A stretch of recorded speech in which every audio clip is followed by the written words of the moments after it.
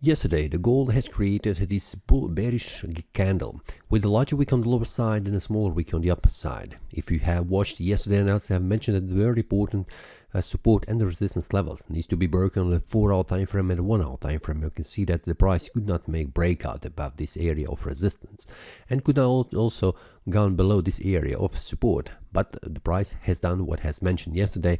The price has returned back down, testing the previous resistance, now acting as a support, and we can see the price formed this bullish pin bar candle.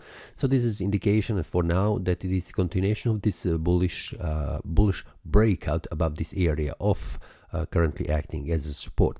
So what I can expect, and I am expecting currently, that the price will try to reach higher price levels, which means the price will try to reach this, first of all, make a bullish breakout above this area of resistance, then above this area of resistance, and especially this one area here between this 2770 and 2774, and after that trying to reach 2787.96.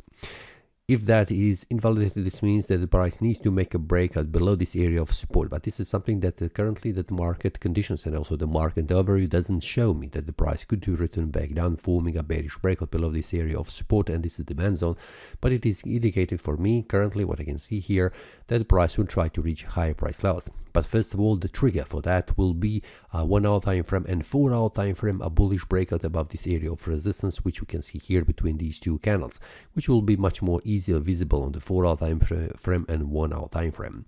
So when the breakout happens, and also if there is a bullish or bearish breakout opportunities with the targets, I will share that inside the premium analysis, and also I will inform the traders when this breakout happens in any of the directions, so they can also follow the price in that direction and trade that with a potential target to make the profits. So that's all for today. See you next time and happy trading. That is all from today's analysis. I hope you enjoyed. If you have any question, feel free to leave a comment. If you like the analysis, click the like button and subscribe. See you next time and a happy trading.